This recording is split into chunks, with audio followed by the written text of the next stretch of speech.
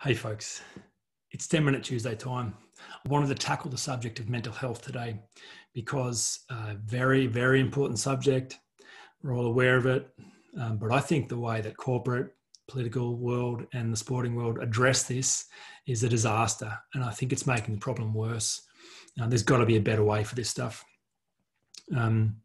Before I do that though, if you've been enjoying 10-minute Tuesday, Kat and I have summarized all the past podcast episodes and made it into an index with the key ideas for each point. So if you're time poor and can't work out where that episode was that you enjoyed, well, just reach out, email me, Jaemin at jaeminfrazer.com, or send Kat an email at admin@jaeminfrazer.com. Request that. We'll get it to you straight away so that you can find that exactly where you need it, because there's so much content in these 10-minute Tuesdays, so many tools and frameworks that are really important to keep the momentum up in your life, to keep solving this problem.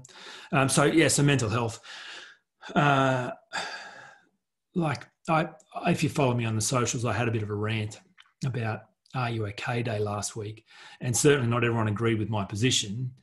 But the reason why I spoke up about it is not just because I disagree with the strategy that Are You OK Day uses, but I think it's part of the problem. I think it's really dangerous and it's making things worse. So it demands a rethink. And it was really interesting, the number of people who responded and said, that's exactly how I feel. You've confirmed my suspicion. Like, I always thought these policies are more about looking good than doing good. That's so true. This just makes things worse. I was reflecting on my experience from 12 months ago when I was in a tough spot. There was some stuff going on in my world that I wasn't coping with at all, and could have used some helpful conversations. But I was in a workshop in Sydney and choked up a couple of times in the day. I really wasn't paying attention to the workshop. I was kind of lost in my own world. Someone else in the workshop noticed that. And their response was to send me an email in the break with a few characters in it. Hey, Jaemin, are you okay? ? Now, I'm sure that was well-intentioned, and I'm sure they felt like they got a tick in the box for being a good bloke after that. But that's a disaster, right? Like, that's not helpful. In fact, that's offensive, and that's making things worse, because sure, if you can see that I'm doing it tough, I'm just here. Like, I'm literally just here, and I'm a human being and you're a human being. So surely you could work out how to hold a space where we could just have a bit of a conversation and I could just unpack some things. Why is that so hard? But instead, Are You OK Day put out a flow chart.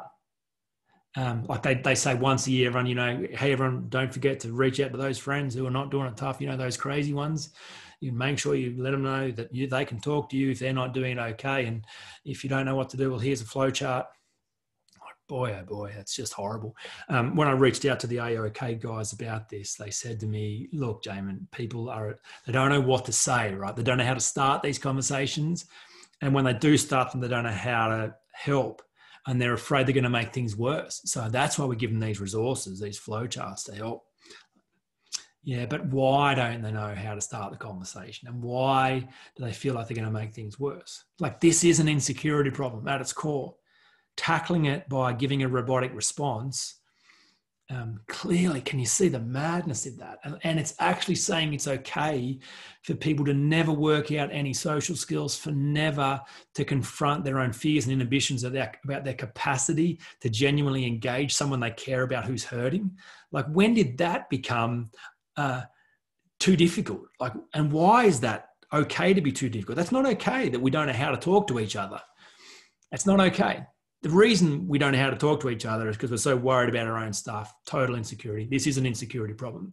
So all the mental health stuff, that corporate put out, that the political world put out, and sporting clubs put out, schools put out even, it's not helping. We have more conversations about mental health than we've ever had before, yet there is more anxiety, depression, mental illness than ever before. So there's got to be a better way. So if you're feeling either, offended that people haven't reached out to you, well, I'm sure you can relate to this. Or if you're feeling like, oh my goodness, yeah, I've got people that I know are suffering and I've never known how to help them.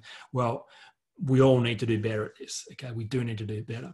So here's why I'm convinced the the current strategies for mental health do not work, why they are not helpful.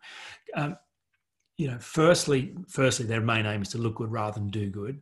But secondly, they're based on some really unhelpful and untrue presuppositions that have remained unquestioned, that have kind of become accepted norms and provide a foundation for chaos and madness. So here are three of the presuppositions that underpin unhelpful mental health strategies in today's world.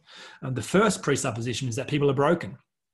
So if you've got anxiety, if you've got depression, if you struggle with negativity, if you don't know how to manage the voice in your head, you're broken. There's something actually wrong with you. So you need medication. You need support. You need systems. You need programs because you are a broken human being. So the best we could ever offer you is to medicate or to manage your brokenness. That's presupposition number one. As a result of that, presupposition number two is we need to tread very, very carefully with those with mental health issues. Be very careful not to trigger them. Be very careful not to push them over the edge. Be very careful to pander to them. We see this with sporting clubs. Someone puts their hand up and says, oh, no, that bad behavior was because of my mental health issues. Oh, sorry, my bad. Didn't realize it was mental health. I'm sorry. No, let me, you free reign mental health. That's not helping. Because the third presupposition is that just says that these labels are real. Like you can have anxiety, you can have depression, you can have mental illness. And that creates this space where people wear those tags as a badge of honor and they hide behind those tags. Then those tags create this expectation that this mental health thing is something outside of them that has come on them that they have no control over. So all massively part of the problem here. So if you've been suspicious about this stuff for a long time and it's kind of weakened you, like I have people all the time that say to me, hey, Jaemin, like if we get into this coaching period and you feel like there's something genuinely wrong with me, like I want you to tell me, don't play games with me. If you need to refer me to an actual proper specialist, just let me know. Okay. I think there's something really wrong with me, but I hope there's not. Like this fear that there's something really wrong, it pervades this whole culture of mental health. So here's the presuppositions that I work with, right?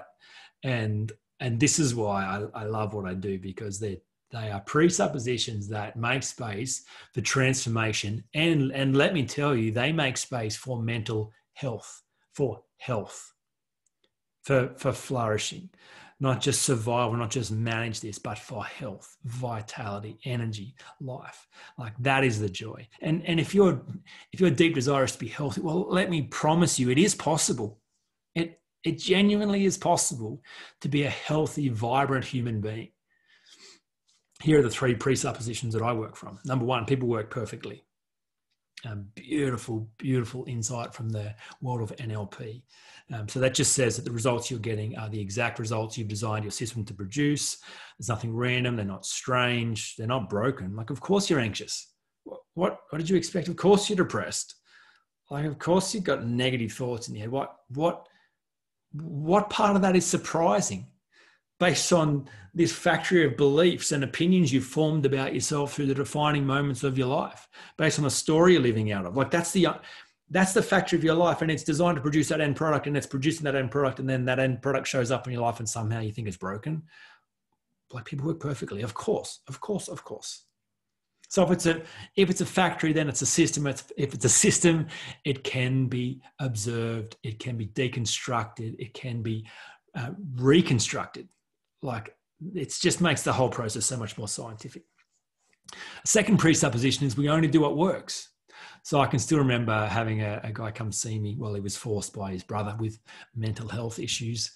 He'd had depression for 30 years, came and saw me. And my very first question to him was, okay, so how's this not a problem for you? How is having depression not a problem for you? And he says, no, it is a problem. It's a problem for me because it makes me feel terrible. You know, I can't do this. I'm always negative and flat and tired and sick. And I said, no, please hear me. How is this not a problem for you? Yeah, but it is a problem. But how is it not a problem? It is a problem. How is this not a problem for you? And just held the space around that question. Horribly confronting, offensive question. Anyway, At the end of the day, he owned the fact that the great advantage of having depression was the very moment he felt out of his depth and insecure about his capacity as a husband, as a father, as a friend, as an employee. He had a magic card in his back pocket he'd pull out, slap on the table, that got him out of jail free. Hey, everyone, I got depression. Oh, sorry, you got depression. My bad. Let me lower my expectations. Let me take back this responsibility. You can go hide. He could hide behind that card for a week at a time if he wanted to. Wonderfully powerful card. We only do what works. Every single thing we complain about and tolerate but don't change must be serving us. Must be. Human Psychology 101. Hey, I didn't make that up. That's not my rule. That is human psychology. That is how we work. Third presupposition. First one, people work perfectly. Second, we only do what works. Third, based on number two, so your anxiety, your depression, your mental health, if you're hanging on to it, it's serving you. It's allowing you to hide. It's giving you some kind of status. It's not hanging on to you. You're hanging on to it. So when you're done with it, you can let go of it. Third thing is your body craves health.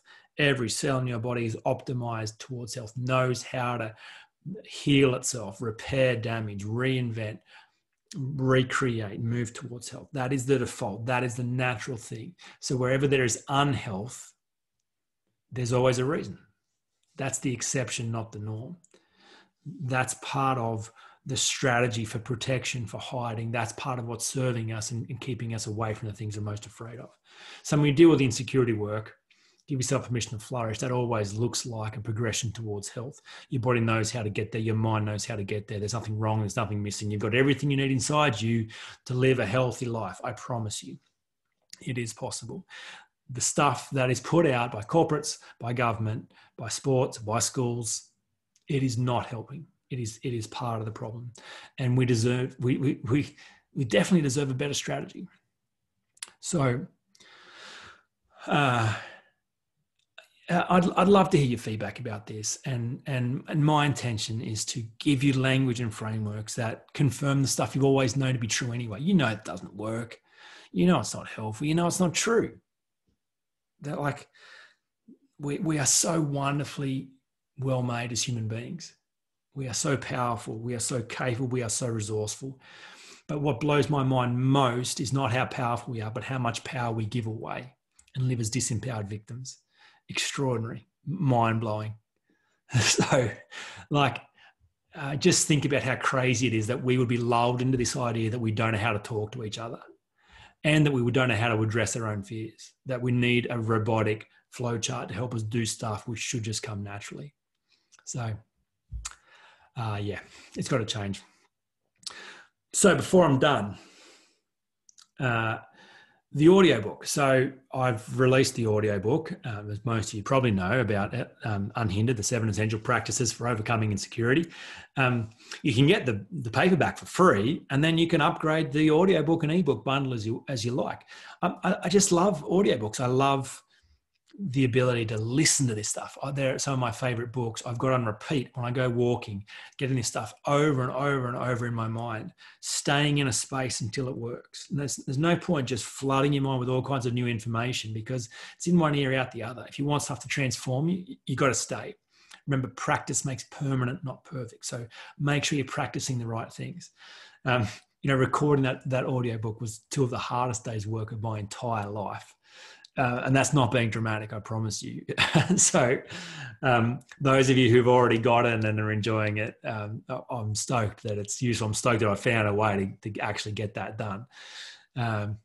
So look, if you haven't got the audiobook as well, you can get it on my website as a bundle. You can get it as part of the short course bundle. There's plenty of ways to get that, but such a useful companion to the paperback to be both reading this and listening to it at the same time. It is increasing your chances of getting this stuff inside you, because if this gets inside you, it just changes the watermark, the high watermark about what you expect, about what you believe, about what you understand is possible. And if you can understand what is actually possible for you, then solving the insecurity problem doesn't just become this dream. It becomes the inevitable truth that is being unveiled in your life every day. It's all that could happen. This inevitability to solving this problem is the exciting thing when you stay in this space long enough.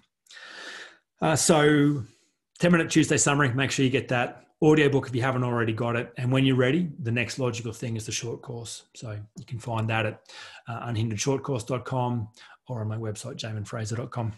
Let's leave it there. Talk to you again next week.